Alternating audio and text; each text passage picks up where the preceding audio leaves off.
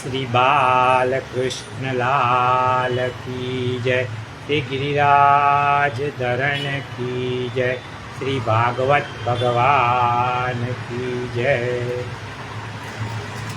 करारविंदे न पदारविंदे न मुखारविंदे न विनिवेशयन्तं वत्स्य पत्रस्य पूते शयानं बालं मुकुन्दं मनसा स्मरामि। श्रीकृष्ण गोविन्द हरे मुरारे, हे नाथ नारायण वासुदेव। जिह्वेति भस्वामृतमेतदेव, गोविन्द दामोदर माधवेति। विक्रेतु कामा किल गोपकन्या, नूराधिपादार्पितचित्तवृत्ति। तत्यादिकं मोहवसाद्वोचत्, गोविन्द दामोदर माधवेति। गृहे गृहे गो अवधूकदम्बा, सर्वे मिलित्वा समवाप्य योगं। पुण्यानि नामानि पठन्ति नित्यं, गोविन्द दामोदर माधवेति। सुखं शयाना निलये निजेति, नामानि विष्णु प्रवदन्ति मध्या। ते निश्चितं तन्मयतां व्रजन्ति, गोविन्द दामोदर माधवेति। जिह्वे सदैवं भज सुन्दराणि, नामानि कृष्णस्य मनोहराणि। समस्तभक्तार्तिविनाशनानि, गोविन्द दामोदर माधवेति।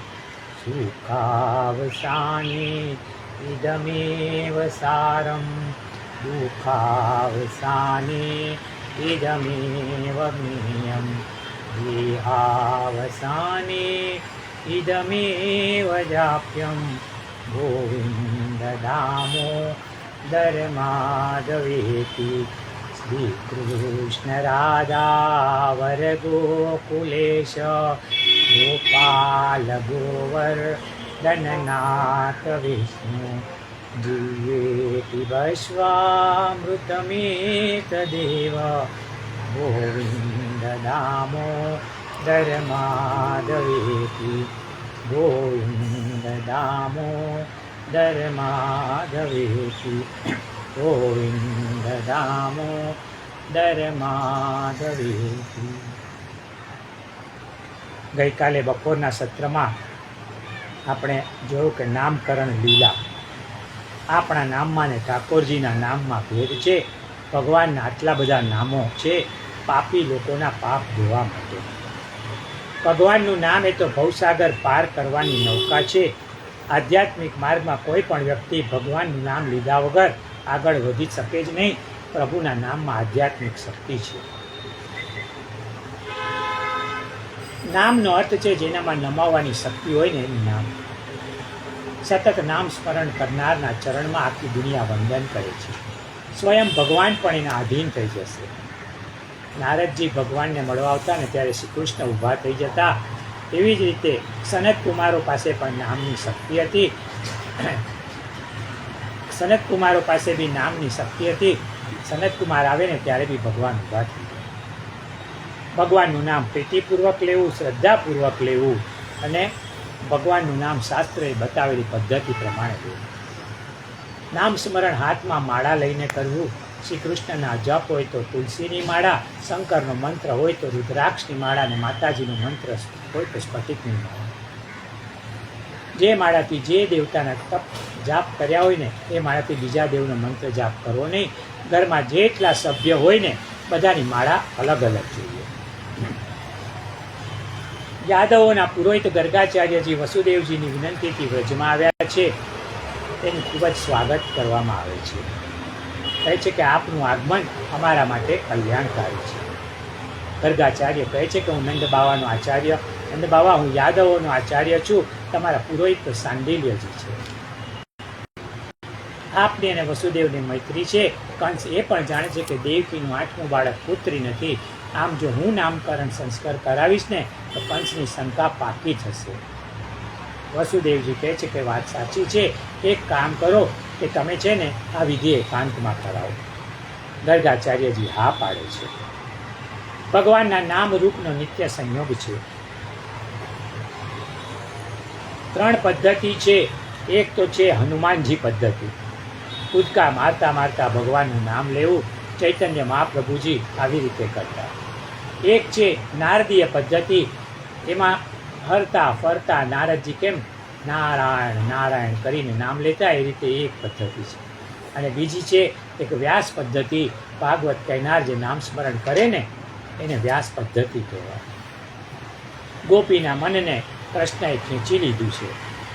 ગર્ગાચાર્યજી નામ પાડે છે, કહે છે કે બાવા યશોદાના ખોળામાં છે ને રોહિણીનો પુત્ર છે, એનું નામ હું રામ પાડું છું.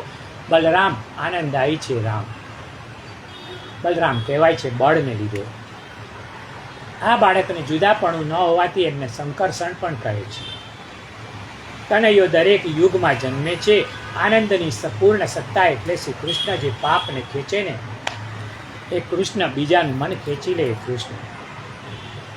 એકવાર રાધિકાજી કૃષ્ણને પૂછે છે કે એટલો હું પૂછું નંદલાલા, યશોદાજી ઘોરા તમે કેમ સારા. કૃષ્ણ જવાબ આપે છે કે રાધા તારા રૂપને દુનિયા વખાણે, રૂપાળો બનું તારા મૂલ ઓછા થાય. અખિલ જગત ગાશે યશોગાન તારા, એથી અમે કાળા કાળા. એક ગોપીની કલ્પના જુઓ. ગોપી કહે છે કે હું આજથી મેષ નહીં આવી. કેમ તો કે આંખમાં તો શ્યામ ભરાયો છે, હવે જગ્યા જ નથી. અને જો નયનમાંથી નીર વહે ને તો સંગ વહે ઘનશ્યામ, જે મને નહીં ચાલે. કાજળ નાખું અને જો આંખમાંથી પાસરું થાય તો એ અશ્રુ મને એના ભેગા ઘનશ્યામ બહાર નીકળી જાય, એ મને નહીં ચાલે. એટલે હું આજ પછી હવે આંખમાં મેષ નહીં નાખી. નંદ બાવાને ત્યાં આવેલા ગર્ગાચાર્યજી નામકરણ વિધિ પૂરો કરી અને જવા જાય છે. ત્યારે કહે છે કે તમે અહીં ભોજન કરીને જાઓ. ત્યારે કહે છે કે ના, હું તો મરજાદી છું. તો કે તમે કામ કરો, તમને સામગ્રી આપું છું, તમે જાતે સામગ્રી સિદ્ધ કરી જમાવી જાતે બનાવીને જમો. ગર્ગજી થાળ બોલે છે, જમવા આવો ને અલબેલડા રે, પીરસ્યો મેં ભોજન થાળ મારા વાળા. યશોદાજી કોઈ કામમાં પરોવાયા હતા અને બાલકૃષ્ણ બહારના પાછળથી આવી અને જોયું તો મહારાજની પૂરેપૂરી આંખ બંધ હતી. ગર્ગજીએ બનાવેલી ખીર ઝાપટી ગયા. નારાયણનો રાજભોગ કનૈયો ખાઈ ગયો. યશોદાજીને કમ્પ્લેન કરી. યશોદાજી કહે છે કે રૂકો, હું તમને બીજી સામગ્રી આપું છું. પાછું એને બનાવ્યું, સામગ્રી સિદ્ધ કરી અને પાછું નારાયણને ભોગ ધર્યો અને ગર્ગજીએ લલકાર્યું, આરોગો ને નંદલાલ રે, મારા પ્રેમની થાળી. આ વખતે અડધી આંખ ગર્ગજીએ ખુલ્લી રાખી છે. થાળ પૂરો કર્યા પછી બોલે છે, ઓમ પ્રાણાય સ્વાહા, ઓમ અપાનાય સ્વાહા, ઓમ ધ્યાનાય સ્વાહા, ઓમ ઉદાનાય સ્વાહા, ઓમ સમાનાય સ્વાહા. અને કૃષ્ણએ આવીને સામગ્રીમાં હાથ નાખ્યો. ગર્ગજીએ હાથ પકડી લીધો. શ્રી કૃષ્ણ ત્યાં ચતુર્ભુજ સ્વરૂપે પ્રગટ થયા. કહે છે કે આજે તો હું ધન્ય થઈ ગયો. જે દાળ સુકડીમાં ભગવાને હાથ નાખ્યો હતો એ પ્રસાદ રૂપે લઈ પોતળીમાં બાંધીને ગર્ગજીએ સાચવી રાખ્યો. એના પછી સૌરાષ્ટ્રમાં કણવીર પટેલનું કુટુંબ અને એક મેજિસ્ટ્રેટનો દાખલો જોયો. એના પછી આપણે રીંગણ લીલા જોઈ. કૃષ્ણ ઘૂંટણિયા તાણતા તાણતા ઉંબરો ઓળંગે છે. 2 હાથ ઉંબરાની બહાર અને શરીર ઉંબરાની, 2 પગ ઉંબરાની અંદર. પેટ ઉંબરાને અડે ને એટલે વચ્ચે લટકી પડે, ન બહાર જવાય ન અંદર અવાય. દેવતાઓ કહે છે કે વાહ પ્રભુ, તમારી લીલા તો કહેવું પડે. એક પગલામાં તમે બલિરાજાને ત્યાં ધરતીમાં આપીને બીજા પગલામાં સ્વર્ગમાં આપી લીધું. અને આજે આપણાથી ઉંબરો ઓળંગાતો નથી. યશોદાજી ધક્કો મારે છે, નંદ બાવાના આંગણામાં જઈને બેસે, વૃક્ષ પરના પક્ષીઓને જોઈને હાથ લાવે. કનૈયાના હાથમાં માખણ હોય, આજુબાજુમાં માકડા બેઠા હોય, બધા એના હાથમાંથી માખણ ચાટતા હોય. એકવાર તો યશોદા માએ એને નવડાવ્યો અને બહાર જઈને કાદવમાં બેસી ગયો. માં કે છે, કનૈયા તું અગલા ગયા જન્મમાં ભૂંડ હતો? કે હા માં, તારી વાત સાચી છે. 24 અવતારમાં એક અવતાર મારો ભૂંડનો પણ છે, વરાહ અવતાર. એક ગોપી પૂછે છે કે કનૈયા તારા બાવા કોણ છે? કનૈયો નંદ બાવા તરફ આંગળી કરે છે. તારી માં કોણ છે? યશોદા તરફ આંગળી કરે છે. ત્યાં રોહિણીજી પણ આવતા દેખાય છે. તે કહે છે કે આ બે મારી માં છે. એટલો હોશિયાર છે કનૈયો. માખણ કઈ રીતે ખવાય તો એ ખાઈને બતાવે છે. તારું નાક ક્યાં છે? તો કનૈયો નાક બતાવે છે. હવે ગોપી કહે છે કે તારા કાન ક્યાં છે? તે બતાવતો નથી. ગોપી ફરિયાદ કરે છે કે જશોદા તારા કનૈયાને ખબર નથી કે કાન ક્યાં છે. એટલે ભગવાન ગોપીના ખોળામાં બેસી જાય છે અને ગોપીના બે કાન પકડીને કહે છે કે આને કાન કહેવાય. પોતાના કાન પકડતા નથી. રસખાનજીએ ભગવાનની રીંગણ લીલાના દર્શન કર્યા છે. ઠાકોરજી ઘૂંટણિયા તાણે છે, એની ઝાંકી રસખાનને થઈ છે. ત્યારે ઠાકોરજીનું શ્રીઅંગ આખું ધૂળથી ખરડાઈ ગયું છે, છતાં પણ ખૂબ સુંદર લાગતા હતા. ચોખ્ખું લખ્યું છે રસખાને કે આવા દર્શન મને બિલોકત એટલે કે મને ગયા. ઠાકોરજી એટલા સુંદર લાગતા હતા કે એમની સુંદરતા આગળ તો કરોડો કામદેવ પણ શરમાઈ જાય. વૃક્ષ પર કાક ભૂસંડીજી આવીને બેઠા છે. કાક ભૂસંડીજી રામાયણના ઉત્તરકાંડમાં કહે છે કે મને ચારેય યુગમાં ભગવાનના દર્શન થાય છે. એક દિવસ કાક ભૂસંડીજીનો એવો ભાવ થાય છે કે ભગવાનની આરોગેલી માખણ રોટીની પ્રસાદી મને મળે તો બહુ સારું. વૃક્ષ પર બેઠા હોય છે, નીચે આવે છે. ઠાકોરજીના હાથમાંથી માખણ રોટી લઈને વૃક્ષ પર બેસીને પ્રસાદી લઈ રહ્યા છે. રસખાનજી કહે છે કે કાગ કો ભાગ કહા કહ્યો, હરી હાથ સો લઈ ગયો માખણ રોટી. ઠાકોરજી ચાલતા શીખે છે. એમનું વોકર એટલે વાછરડાનું પૂંછડું. સંસારમાં એવો કોઈ માણસ નથી કે જે ઈશ્વરને પ્રેમ ન કરતો હોય. કનૈયો હવે ચાલવા લાગ્યો છે. ગોપીઓના ઘરે જાય છે અને ગોપીઓના ઘરે જઈને કહે છે કે છાશ આવ. તો કે તારા ઘરની પી?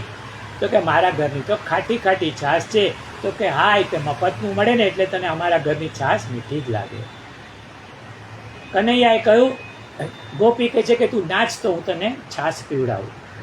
કનૈયો કે હું તૈયાર છું, પણ તારે મારી જોડે નાચવું પડશે.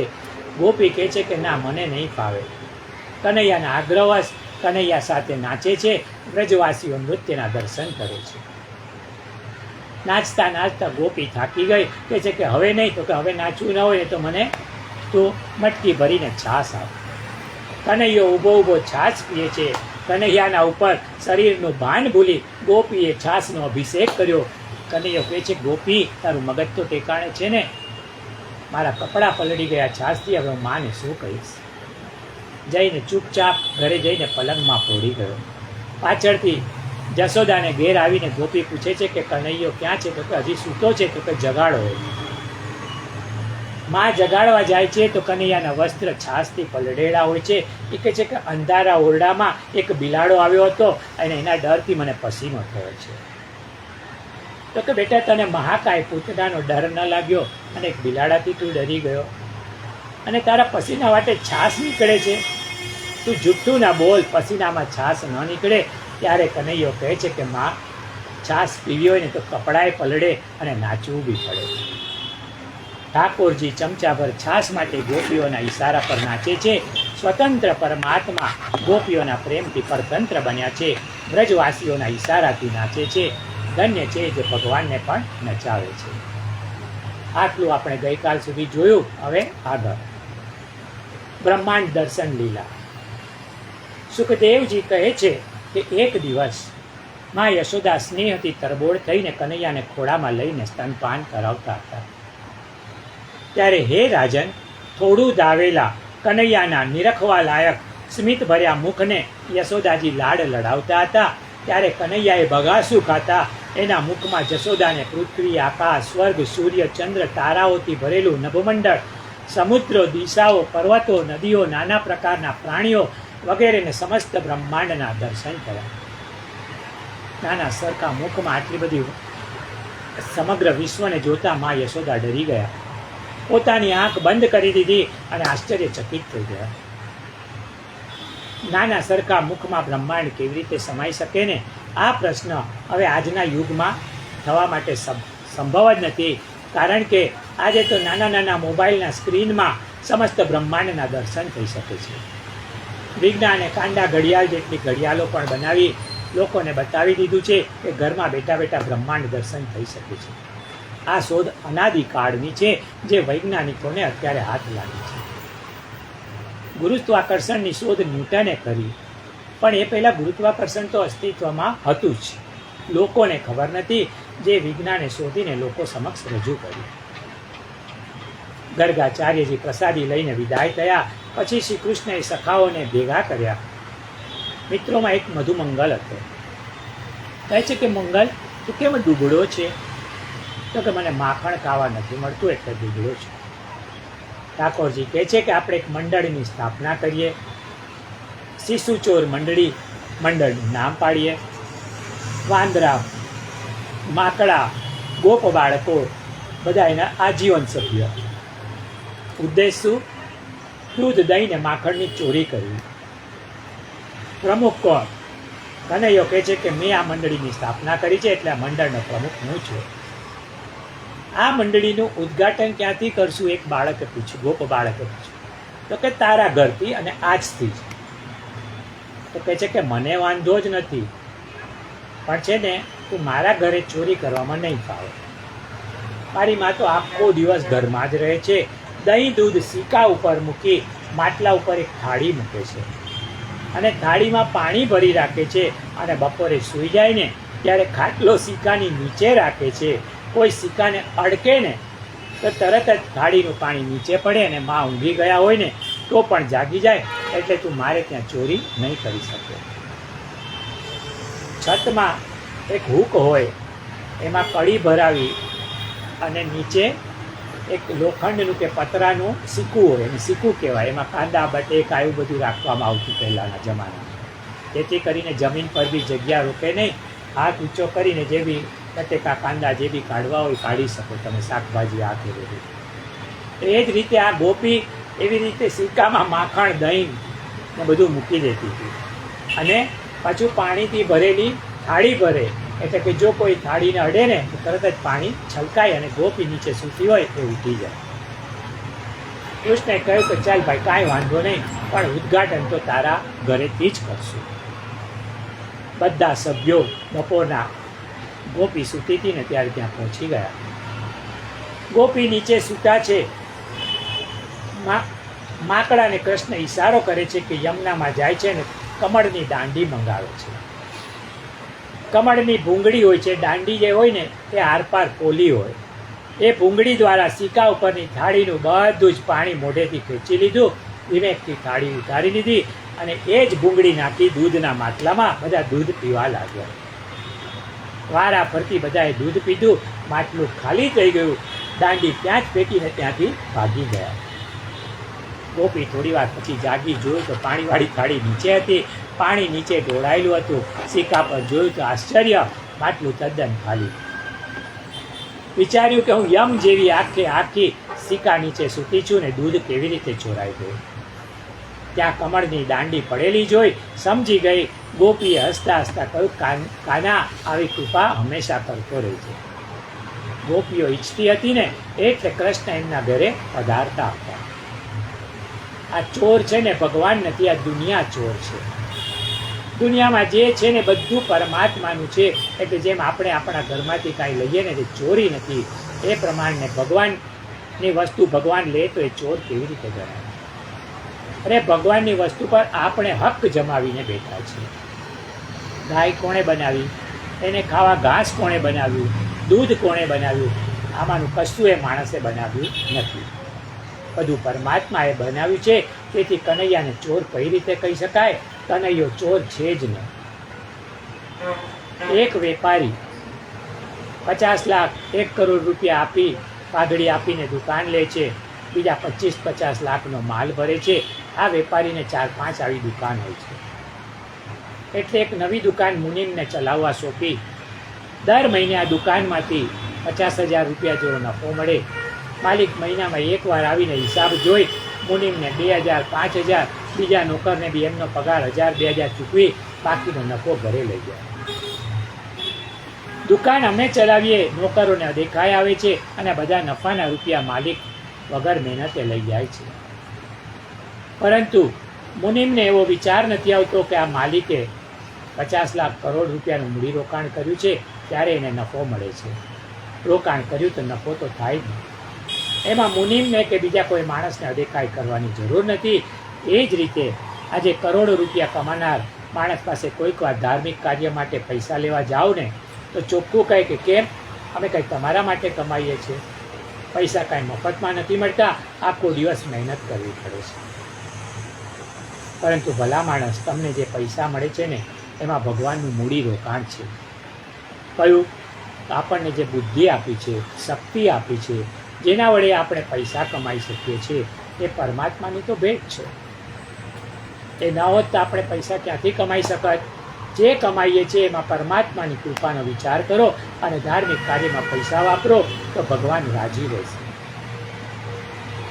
જેમ મોટર ગાડી આખો દિવસ દોડે ને તો એને પેટ્રોલની જરૂર પડે, એ માણસ આખો દિવસ સૂવે, આખો દિવસ દોડે ને રાત્રે જ્યારે સૂઈ જાય ને ત્યારે ભગવાન એનું ખૂટેલું પેટ્રોલ એટલે કે શક્તિ પાછી આપી દે.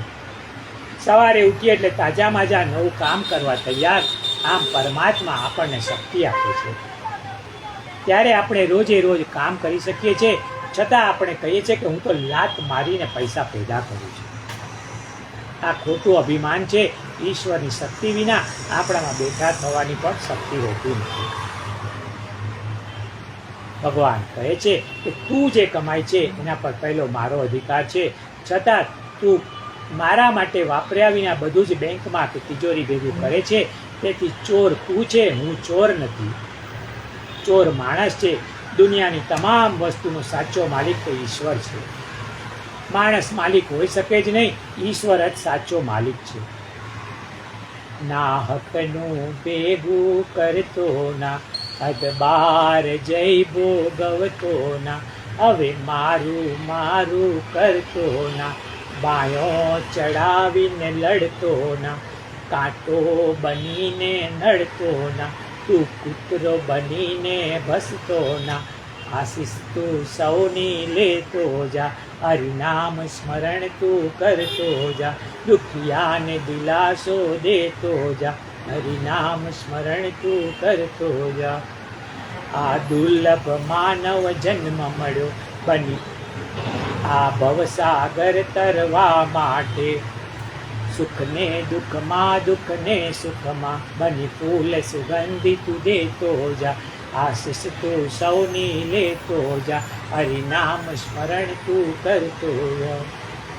આ નાટક પૂરું થશે તારું, અજવાળા પાછળ અંધારું, ભક્તિનું ભાથું ભરતો જા, આશીષ તું સૌની લેતો જા, હરિનામ સ્મરણ તું કરતો જા.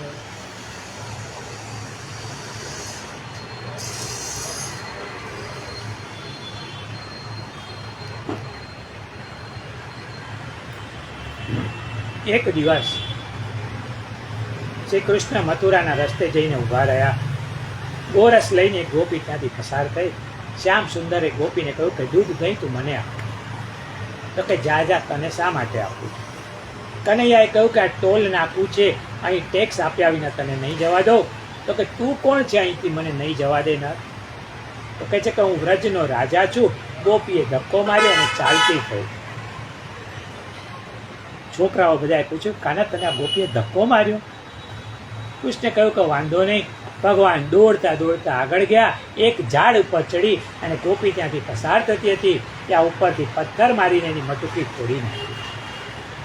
દહીં દૂધ ગોવાળિયાઓને ખવડાવ્યું અને ફૂટેલી મટકી ફેંકી દીધી. પછી ગોપીને કહ્યું કે કાલે ફરી બીજું લઈ આવજે. ગોપીઓ જઈને યશોદાને ફરિયાદ કરે છે.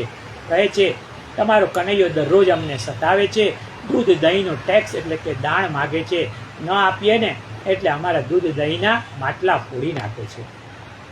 અને અમને અંગૂઠો બતાવીને ચીડવે છે. યશોદાએ કહ્યું, કાનો તો કહેતો હતો કે તે એને ધક્કો માર્યો. હા યશોદા, પણ એણે મારી મટુકી કેમ લઈ લીધી? વચ્ચે જ કનૈયાએ કહ્યું કે માં, એનું દહીં વાસી હતું એટલે મેં જૂટવી લીધું, કારણ કે વાસી દહીં લોકો ખાય ને તો માંદા પડે. યશોદાએ કૃષ્ણનું ઉપરાણું લીધું, ઠપકો આપ્યો કે આ તારા માટે યોગ્ય નથી. કૃષ્ણએ બરાબર કર્યું છે. વ્રજમંડળમાં 3 પ્રકારની ગોપી છે. એક લોભી કંજૂસ, બીજી સ્વાર્થી અને ત્રીજી ભક્ત. લોભી ગોપીના લક્ષણ હાય હાય કરીને ભેગું કરે, પોતે ખાય નહીં, ખવડાવે નહીં, દૂધ દહીં માખણ પૂરેપૂરું વેચી દે, પૈસા લાવીને ફિક્સ ડિપોઝિટમાં જમા કરાવે. આવા લોભી માણસ માટે 2 જગ્યાઓ છે, એક જમલોક અને બીજું જસલોક હોસ્પિટલ. આ 2 જગ્યાઓ અનામત છે. લોભીના ઘરનું તો ચોર પણ ખાય નહીં. શિશુ ચોર મંડળીના સભ્યો આવી લોભી ગોપીને ઘેર ચોરી કરે, પણ પોતે ખાતા નથી, વાંદરા માકડાને ખવડાવી દે. હાય હાય કરીને ભેગું કરનારનું ખાઈને જલસા કરો. સ્વાર્થી ગોપી પોતે સારી રીતે ખાય, ઘરવાળાને છોકરાને સારી રીતે ખવડાવે, પણ બીજા કોઈને નહીં. કોઈ અપેક્ષા રાખે ને તો ચોખ્ખે ચોખ્ખું સંભળાવી દે કે આ વૈતું કંઈ તમારા માટે કરીએ છીએ. જો ભાઈ, લક્ષ્મી છે ને 2 પ્રકારની છે, એક કુલક્ષ્મી ને બીજી મહાલક્ષ્મી. કુલક્ષ્મી એ લાચ, રૂશ્વત અને અનીતિથી મેળવેલ પૈસો એ કુલક્ષ્મી છે. કેટલાક સાધન સંપન્ન ગણેલા લોકો ગરીબોને, અભણને છેતરીને લૂંટીને એમની ગરજનો લાભ લઈ ઘરેણા પડાવી લેનારાઓ નથી ભણેલા કે નથી સુધરેલા.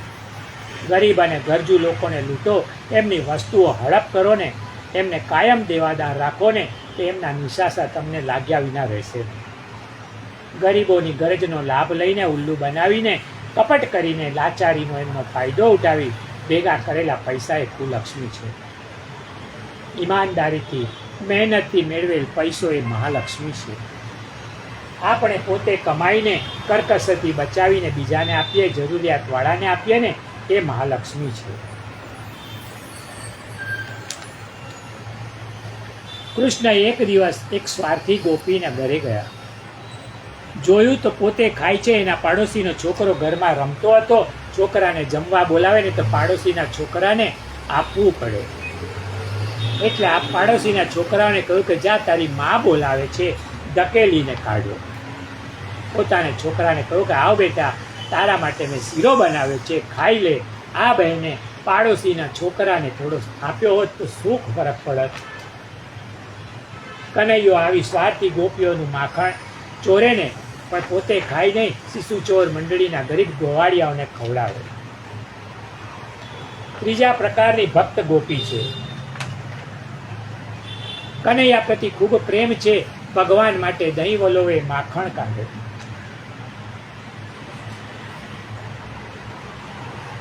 કનૈયાને બોલાવે છે, કનૈયા તારા માટે માખણ તૈયાર કર્યું છે, જલ્દી પધારજો. ઉમો પાડે છે, શું કહે છે? કાનુડા ઓ કાનુડા, કાનુડા ઓ કાનુડા, કાનુડા તું માખણ ખાવા આવતો રેજે રે, કાનુડા તું માખણ ખાવા આવતો રેજે રે. ઘર છે મારું ગોકુળે જેવું ગમશે તને રે, ઘર છે મારું ગોકુળે જેવું ગમશે તને રે. કાનુડા ઓ કાનુડા, કાનુડા ઓ કાનુડા. બોલાવે છે, કહે છે કે આપના માટે બનાવ્યું છે, આપ પધારજો, મારા હાથનું માખણ સ્વીકારજો. સામગ્રી, આરોગ્ય અને ગોપીનો પ્રેમ જોઈને ઠાકોરજી જાતે પધારે છે. આ માખણ ચોરી લીલા છે. આ લીલાના ભાગવતમાં 3 શ્લોક છે. ગોપીઓને કૃષ્ણના દર્શન કરવા નંદ બાવાને ઘેર જવાનું મન થાય, પણ વારંવાર કાંઈ મોટા માણસના ઘરે જવાય. તેથી બહાનું ગોતે છે, ફરિયાદના બહાને જવું, કારણ કે શ્યામ સુંદરની ઝાંખી થાય. ફરિયાદના બહાને રોજ ગોપીઓના ટોળે ટોળા યશોદાના ઘરે આવે. ફરિયાદમાં ગોપી કહે છે કે તમારો કનૈયો મારા ઘરે રોજ આવે છે અને અમારા બાંધેલા વાછરડા અસમયે છોડી મૂકે છે. આનો આધ્યાત્મિક અર્થ જુઓ. વાછરડા એ જીવાત્માનું પ્રતીક છે. જીવ મુક્તિ માટે લાયક બન્યો હોય ને અને ઈશ્વર એને મુક્ત કરે એમાં ખોટું શું? પણ એક વિદ્યાર્થી પાસ થવા લાયક ન હોય એને કૃપા ગુણ આપો ને એ વિશેષતા કહેવાય. પણ અધવચ્ચે મુક્તિ આપે એ વિશેષતા છે. ખૂન કરનારને રાષ્ટ્રપતિ પણ માફ કરી શકે છે, એમની વિશેષ સત્તા છે. આમ જીવ લાયક નથી, છતાં પરમાત્મા એને મુક્તિ આપે તો આપણે એને પૂછી શકતા નથી, કારણ કે સ્વતંત્ર છે. કહે છે કે મારે જેને અપનાવવો છે ને એને હું મુક્ત કરી દઉં છું, મારા પર કોઈ પૂછનાર નથી. આ ભગવાનનો મર્યાદા માર્ગ છે. પુષ્ટિમાં ગમે તેને અપનાવી શકાય છે, તે પુષ્ટિ માર્ગ છે. જે જીવ લાયક નથી એને પણ મુક્ત કરે છે, એ પુષ્ટિ કૃપા છે. કોઈ વાર કનૈયો કોઈ ગોપીના ઘરમાં જાય છે, માખણ ન મળે તો ગુસ્સામાં આવીને એના સૂતેલા બાળકોને ઉઠાડે છે અને રડાવે છે. કહે છે કે તારી માં કંજૂસ છે, મારા માટે માખણ નથી રાખતી. ભગવાનનું કામ છે ને જીવને ઉઠાવવાનું છે. માયામાં ફસાયેલો જીવ મોહ નિંદ્રામાં સૂતેલો છે, અનિત્ય અને નિત્ય માને છે તો મોહ છે. આપણે આ દુનિયામાં કાયમ રહેવાનું હોય ને એ રીતે વર્તીએ છીએ. આ જ અજ્ઞાન છે, મોહ છે. સૂતેલા જીવને ભગવાન કહે છે કે જગાડવાનું કામ મારું છે. રામાયણ ગીતા ભાગવત જીવોને જગાડવા માટે છે. આપણે બધા તો મોહ દિશામાં સૂતેલા છીએ. પોતાના કર્તવ્ય પ્રત્યે સભાન થવું ને જાગવું છે. સદગ્રંથોનું વારંવાર દરરોજ સતત વાંચન કરવાથી કર્તવ્યનું જ્ઞાન થાય છે. વારંવાર હથોડા પડે ને તો જ લોખંડનો સળિયો જલ્દી કપાય છે. આમ સારા વિચારો વારંવાર મળે ને તો જ દ્રઢ થાય છે. વેદનો ઋષિ કહે છે કે 10 દિશાઓથી સારા વિચારો મળતા રહે, પરંતુ કેટલાક તો શાસ્ત્રથી પણ જાગતા નથી. જેમ વોટરપ્રૂફ કપડું આવે ને એમ કેટલાક માણસો પણ કથાપ્રૂફ પણ હોય. એ શાસ્ત્રથી કે સત્સંગથી કે કથાથી જાગતા નથી. એના માટે જગતમાં શંકરાચાર્યજી, રામાનુજાચાર્યજી, વલ્ભાચાર્યજી, સંત તુકારામ જેવા મહાત્માઓને ભગવાને મોકલ્યા. પરંતુ કથાપ્રૂફ લોકો જ્યારે સંતોથી કે શાસ્ત્રોથી પણ જાગતા નથી, ત્યારે ભગવાન સ્વયં અવતાર લે છે. જાગવું એટલે કર્તવ્ય પરાયણ થવું અને ઊંઘી જવું એટલે કર્તવ્યથી વિમુખ થવું. આંખ ખોલવાથી કોઈ જાગતું નથી અને આંખ બંધ કરવાથી કોઈ સૂતું નથી. પણ જે કર્તવ્ય પરાયણ છે તે જાગે છે, જે કર્તવ્ય વિમુખ છે તે ઊંઘે છે. માતા પિતા માટે, સંતાન માટે, દેશ માટે, આપણાથી નબળા લોકો માટે જરૂર હોય ત્યારે અને ત્યાં ધાર્મિક કાર્યો માટે આપણી ફરજ છે. માણસે પોતાની ફરજ પ્રત્યે સભાન રહેવું જોઈએ. જે કામ આવ્યું એમાં પ્રાણ રેડીને કામને દીપાવવું, કોઈ કામમાં વેટ ન ઉતારવી, આ મનુષ્ય તરીકેની આપણી પ્રાથમિક ફરજ છે. અર્જુન સૂતેલો હતો, કહે છે કે મારે લડવું નથી, આ બધા તો મારા સગા છે.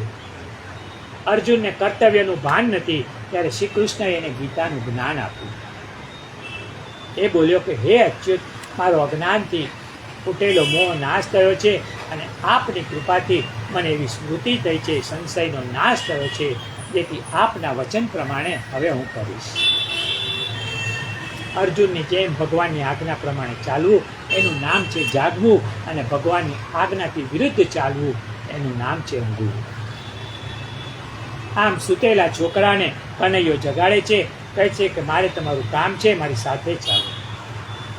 બીજાના ઘરમાં જાય છે, માટલા ઊંચે લટકાવ્યા હોય, હાથ પહોંચે નહીં, ત્યાં ખિસ્સામાંથી દોરીથી બાંધેલો પથ્થર કાઢી અને માટલાને ટક મારે, માટલાનું ઓપરેશન થઈ જાય. દહીં પડે, દૂધ પડે, મોઢું ખોલે, ખાઈને છટકી જાય. જમીન પર ઢોળાયું હોય તો પાછળથી માકડાને મોકલે, જમીન ચાટીને ચોખ્ખી કરી નાખે, કોઈ નિશાની બાકી જ ન રહે. એક ગોપીએ ચાલાકી કરી.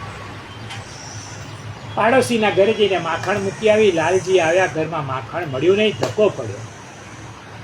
શિશુ મંડળીના છોકરાઓને કહ્યું કૃષ્ણે કે જે ઘરમાં મારા માટે માખણ નથી ને એ ઘર નથી, પરંતુ જંગલ છે. અને છોકરાઓને પૂછ્યું કે બોલો જંગલમાં શું કરાય? તો કે ઘરમાં એકી બેકી કરી ને બધા છોકરાઓ નાસી ગયા. રસ્તામાં ગોપી સામે મળી, કહ્યું કે આજે તો હું તમને માથાની મળી, ગોપીઓએ છોકરાઓને અંગૂઠો બતાવ્યો છે. ઘરમાં આવી જોયું તો છોકરાઓના કરતૂતથી પરેશાન થઈ ગઈ. આનો અર્થ એવો થયો કે જે ઘરમાં ઠાકોરજી માટે સામગ્રી નથી તો ઘર નથી પણ નરક છે. આમ લીલાઓ બાલકૃષ્ણ દ્વારા દુનિયાને જ્ઞાન આપે છે. ચોરીમાં પણ કૃપા કરી છે કનૈયાની. વ્રજની કેટલી ગોપીઓ ઓટલે બેઠી બેઠી ગામ ગપાટા મારે પણ દર્શન કરવા ન આવ્યા. કેટલી ગોપીઓને દર્શને જવું છે પણ સાસુ જવા ન દે, કહે છે કે દર્શન રહેવા દે, અડધો કિલો ઘઉં દળીને. સાસુનું સૂત્ર એવું છે કે થાક લાગે સૌને અને ન લાગે વહુને. અરે ભાઈ, વહુને કેમ થાક ન લાગે? વહુ ગોપીઓ પ્રાર્થના કરે છે કે અમારે દર્શને આવવું છે પણ આવી શકાતું નથી. સાસુ આગળ તો હવે અમે લાચાર છીએ, પ્રભુ અમે સ્વતંત્ર નથી, આપ તો સ્વતંત્ર છે, અમને અમારે ઘેર આવીને દર્શન આપો, માખણ આરોગ્ય. આ બધી વાત એ વખતની છે. આજકાલ તો કેવું છે કે સાસુમાએ વહુરાણીની રજા લેવી પડે કે આજે સત્સંગ છે, આજે સપ્તાહ છે, એમાં મારે જવું છે, હું જાઉં છું, મોડી આવીશ.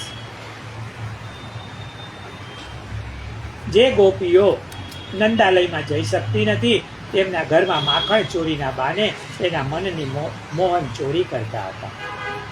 ગોપીઓ કહેતી, કનૈયા અમારું મન ચોરો ને. માખણ નથી, મનની ચોરી કરો, કારણ કે અમારું મન જ માખણ જેવું કોમળ છે, એને ચોરી લો, અમારા મનની ચોરી કરો. પણ જે કૂપણ છે ભેગું કરીને કોઈને આપતા નથી, એના ઘરમાં કૃષ્ણ ચોરી કરે છે, ખાતા વધે ને બીજાને આપી દે છે. એક દિવસ શ્રી કૃષ્ણ એક ગોપીના ઘરમાં ગયા. કાંઈ મળ્યું નહીં. કનૈયાને ગુસ્સો આવ્યો. જોયું તો ગોપી અને પતિ બંને સૂતા હતા, ઘસઘસાટ ઊંઘમાં હતા. કનૈયાએ ગોપની લાંબી દાઢી સાથે ગોપીનો ચોટલો બાંધી દીધો અને ત્યાંથી ભાગી ગયો.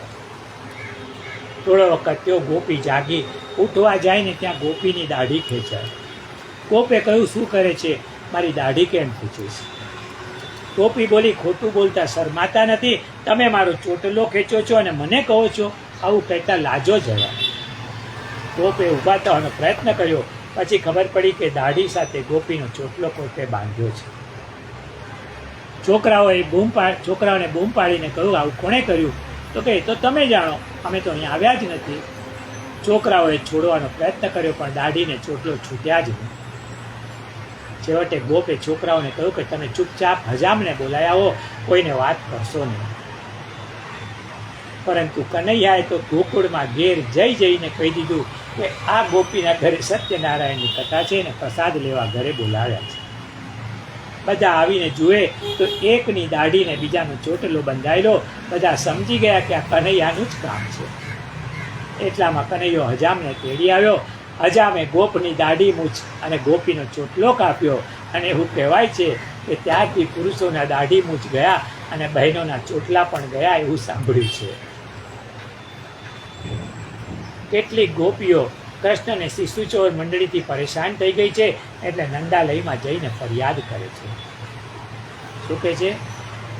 યશોદા તારા કાનુડાને સાદ કરીને વાર રે, આવડી ધૂમ મચાવે વ્રજમાં નહીં કોઈ પૂછણ હાર રે. સીતું તોડ્યું, ગોરસ જોડ્યું, ઉગાડીને દ્વાર રે.